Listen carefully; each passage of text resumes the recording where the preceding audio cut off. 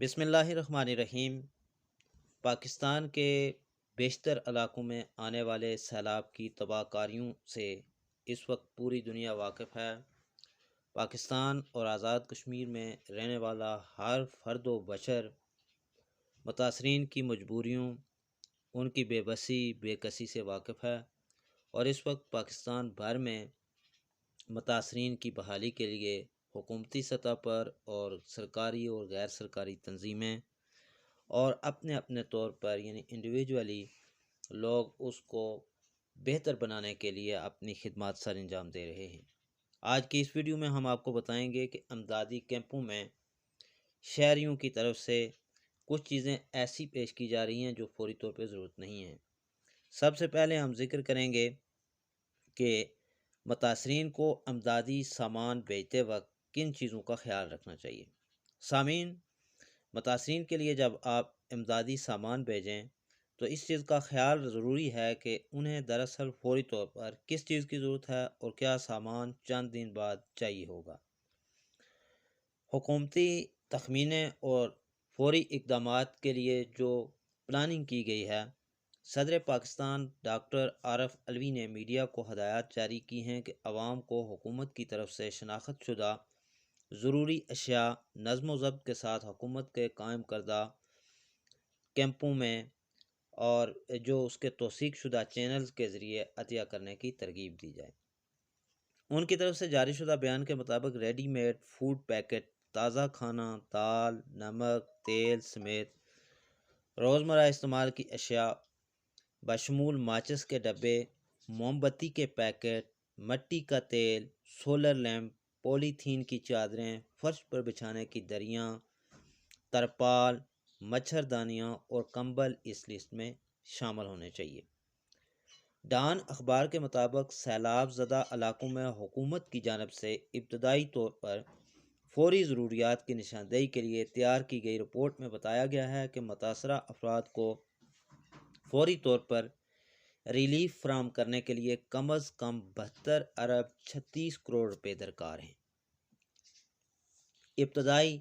Need assessment report کے مطابق خوراک اور فوری نقد امداد کی فراہمی کے لیے حکومت کو 7 ارب 33 کروڑ روپے، نان فوڈ آئٹمز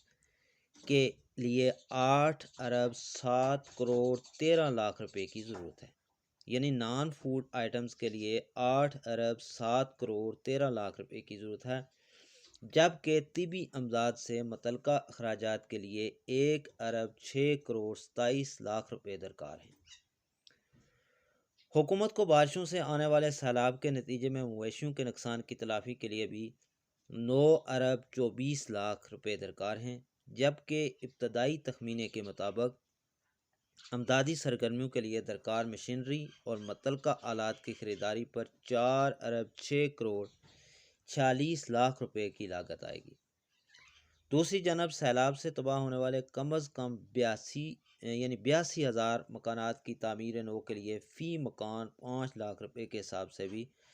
41 ارب روپے کی لاگت آئے گی۔ سوشل میڈیا پر امدادی سرگرمیوں میں فوری ضروری اہم امور کی نشاندہی۔ سوشل میڈیا پر کچھ امدادی رضاکاروں کا کہنا ہے کہ شہریوں کی طرف سے بعض چیزیں ایسی بھی پہنچائی جا رہی ہیں جن کی ضرورت نہیں ہے یا جو فوری ترجیحات میں شامل نہیں ہیں، جیسا کہ پرانے کپڑے یا جوتے، کمبل، رضائیاں، پکا ہوا کھانا یا بغیر ابلا ہوا دودھ۔ کراچی کے ایک صارف طارق کے مطابق اس نے اپنے ایک ٹویٹ میں تھریڈ دی ہے کہ امدادی سامان کے بارے میں وضاحت کی ہے کہ ان کا کہنا ہے کہ ایک علاقے سے دوسرے تک پکا ہوا کھانا لے جاتے ہوئے ٹھنڈا ہو جاتا ہے۔ اگر بارش اور سیلاب کی وجہ سے کھانے کی ترسیل میں 24 گھنٹے یا اس سے زیادہ تاخیر ہوئی ہے تو پکا ہوا کھانا خراب ہو جاتا ہے۔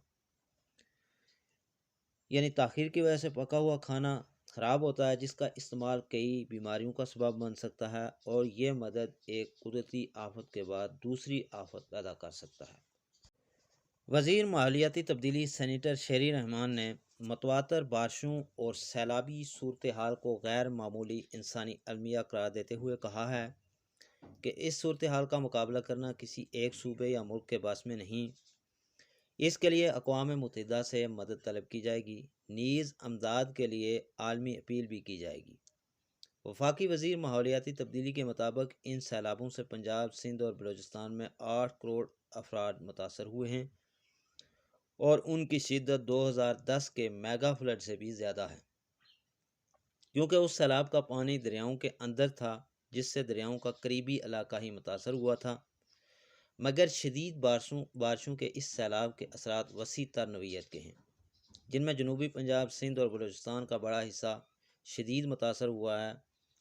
وسط جون سے اب تک مسلسل بارشوں کی وجہ سے آبی ذخائر مکمل بھر چکے ہیں، دریاؤں میں بھی پانی کی سطح بلند ہے، مگر بارشوں کا سلسلہ بدستور جاری ہے اور یہ ستمبر تک جاری رہنے کی پیشگوئی کی گئی ہے۔ ان حالات میں متاثرہ علاقوں میں نقصانات میں اضافے کا خدشہ ہے۔ جو کچھ ہوا یہ قدرتی آفات کے زمرے میں آتا ہے اور اس پر قابو پانا کسی کے بس میں نہ تھا۔ البتہ بروقت اقدامات سے اس کے نقصانات کو کم کیا جا سکتا تھا، مگر جو صورتحال خوفناک المیہ میں تبدیل ہو چکی ہے۔ معلوم ہوتا ہے کہ بروقت اقدامات میں تاخیر کا اس میں بڑا عمل دخل ہے۔ محکمہ موسمیات کی جانب سے اس سال جون میں آگاہ کیا گیا تھا کہ مانسون سیزن میں معمول سے زیادہ بارشیں ہو سکتی ہیں، مگر ایسا نہیں لگتا کہ اس خدشے کو مد نظر رکھتے ہوئے اربن فلڈنگ کی صورت میں بچاؤ کے بہتر انتظامات اور بروقت تیاری کی گئی۔ سیاسی صورتحال توجہ کا محور رہی اور سیلاب زدگان کی طرف جانب توجہ اس وقت ہوئی جب واقعتاً پانی سر سے گزر چکا تھا۔ پنجاب، سندھ اور بلوچستان کے بڑے حصے میں سیلاب کی تباہ کاریاں اپنا اثر دکھا چکی تھیں۔ اب حکومت کو احساس ہوا کہ اس صورتحال کو سنبھالنا اس کے پاس میں نہیں اور اقوام متحدہ سے مدد طلب کرنے کا فیصلہ کیا گیا۔